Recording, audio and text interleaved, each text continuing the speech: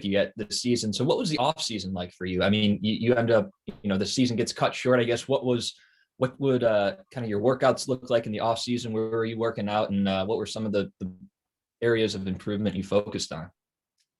Yeah, I mean, as we all know, the off season was definitely different this time around. I was fortunate enough to, when I was home, my good buddy of mine had a pretty solid gym set up in his basement for when everything was closed, so that worked out well. At first, it was a struggle to find some turf to shoot and run around on.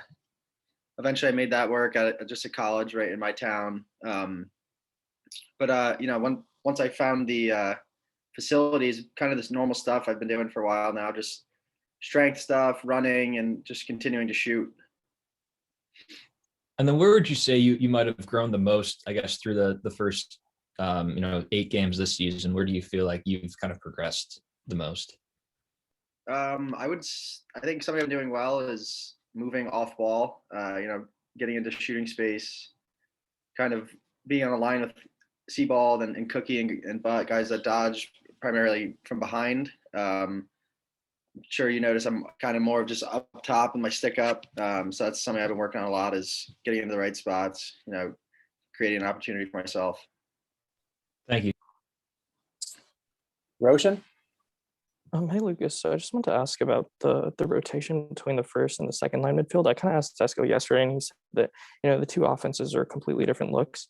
I'm just curious as to, how you feel like the second line has been playing this year. Seems like Desco is going to you guys a lot. Yeah, I think that's, like Coach Desko mentioned, two different looks. I think that's been really big for us. Obviously just makes it harder for any opposing defense having to try and cover two like completely different looks coming from the offense. I think we've been doing great. The first line goes out and they see them, tremendous athletes running by them, that kind of thing. And then we're the same way, more of a go from behind, initiate from behind, and move the ball up top. I think we've been playing very well together. Yeah, just like rotating between the two like so frequently kind of disrupt your guys' rhythm or the first line's rhythm or ability to get in rhythm. No, I don't think so. When we have the ball, I think, we're very efficient as a group in general as a whole. So I think both lines make the most out of, when they're on the field, I think, and when we have the ball, I think we have, plenty of opportunity to get settled in for both groups. Tyler? Lucas, it seems like you've really come into your own, especially here in 2021. What has that done for you in terms of your confidence on the field? Because 8 goals this season, all but 2 games you scored.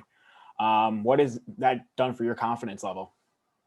Yeah, it's been great. Definitely helped.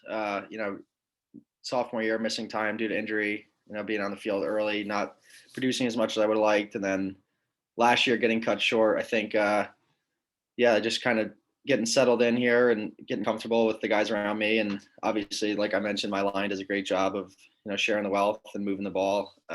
Just being able to produce and put shots in the net definitely feels good. Always helps the confidence for sure.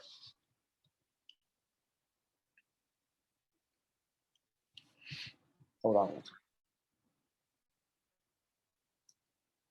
Sorry about that. Andrew, if you want to go back around again. Yeah, Lucas, just looking ahead to this weekend, I'm curious, when you guys are watching film, what maybe stands out about North Carolina and their defensive schemes, or just kind of rotations that might differ from other opponents you guys have played so far? I wouldn't say, nothing that really sticks out. I think they move very well together as a unit, and they definitely have their short stick group is a group of very athletic kids. So they got a couple guys that are shorties that might be more athletic than guys we've seen this year, but nothing that is too noticeable. But I think like any ACC defense, they move well, they rotate well, and they're athletic. Got time for more if anybody's got it for Lucas? Nate, go ahead. Yeah, Lucas, just like what kind of game are you guys expecting Saturday? And like, is there a number you think you guys are gonna have to hit to be able to come out on top? I wouldn't say there's, a number in mind. With the offense we have, we know, how capable we are as a group and how efficient we can be when we have the ball. So, I think every game we strive to put up, what we've done in most games, over 12-ish, around there plus, but, just efficiency is what we would strive for, I'd say, rather than a number. Making the most of our opportunities when we can and when we have the ball. So, I think it's definitely going to be a battle. The ACC is a weird conference this year. So, you never really know. We just have to be efficient and sharp. Thanks. Right? Hey, Lucas. So UNC, they have one of the most they're so careful with the ball, like 12.2 turnovers per game. That leads the nation. What do you guys have to do on your end to make sure you don't have too many mistakes going into Saturday? Yeah, I think on the offensive side, that just shows we need to value the ball ourselves. With an offense like that, with all the firepower they have, and excuse me, obviously, like they're a very capable group.